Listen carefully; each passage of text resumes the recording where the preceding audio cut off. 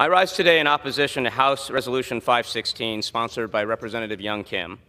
This resolution has a lot of things I think we all can agree upon, including recognizing the right to assemble and protest peaceably and condemning violence against law enforcement. But in the very last clause, it specifically expresses gratitude to law enforcement, including ICE, for, quote, keeping our communities safe in the face of danger. And I want to be clear, I commend local law enforcement, including the Orange County Sheriff's Department, which I represent, for their professionalism and courage. It's a tough job, and I'm so grateful to the men and women who go out there every day and risk their lives to keep our communities safe. But to extend these thanks to ICE, while failing to acknowledge the myriad of ways in which ICE is making our communities more dangerous, is outrageous and dishonest.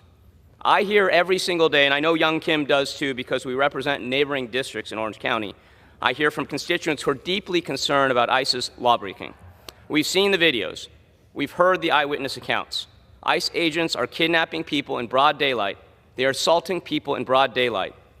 They're doing so while masked up, refusing to identify themselves, while wearing civilian clothes like jeans and sneakers.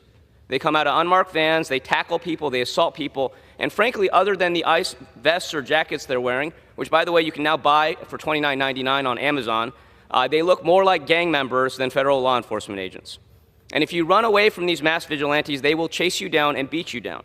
If you ask to see their identification or their warrant, they will assault you and arrest you. If you film them, they will pull a gun on you. These tactics are grossly illegal and not tactics that local law enforcement agencies engage in. Our local law enforcement follows the law. They wear body cameras. They're subject to disciplinary actions if they violate due process rights. But ICE, they're completely unaccountable and totally out of control. We've seen them assault citizens.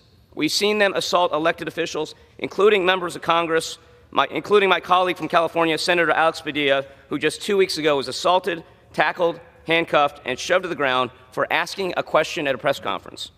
And the idea that ICE is making our communities safer is ludicrous. I want to quote the podcaster Joe Rogan. If the Trump administration, if they're running and they say we're going to arrest all the people at Home Depot, we're going to go to construction sites, and we're going to just tackle people at construction sites, I don't think anyone would have signed up for that.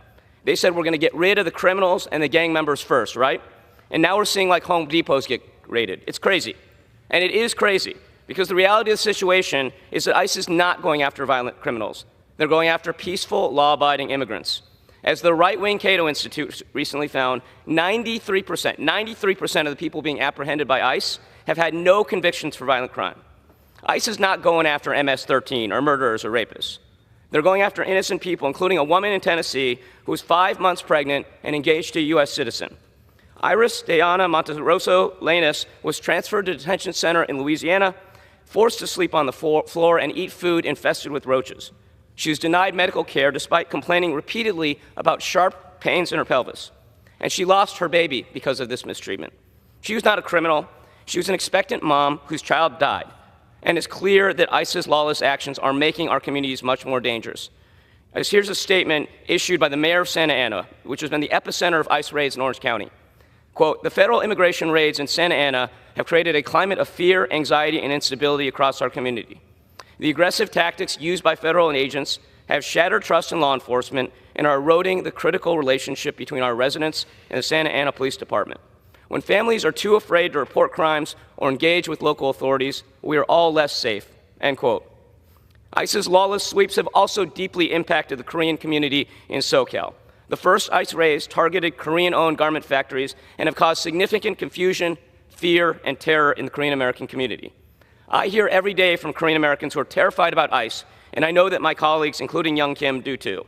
They know that ICE is making our communities less safe. And I want to close with this. We've all seen the videos and the images of Narciso Barranco, a gardener and father of 3 U.S. Marines who was tackled and punched repeatedly in the head by ICE agents wearing jeans and sneakers. As one of his sons, Alejandro, a former current Marine, stated that if he had treated a detainee while deployed as a Marine the same way ICE agents treated his father, it would be clearly a war crime. Well, Narciso Barranco is a resident of Tustin. He is a constituent of Young Kim. And I would guess that he would vehemently disagree with the claim that ICE is making our communities safer. How can anyone express gratitude to ICE when they are literally committing war crimes against their constituents? This resolution is shameful, it is morally wrong, thanking ICE is the worst kind of political stunt at this point in time when our constituents, when our communities are living in fear and terror. I yield back.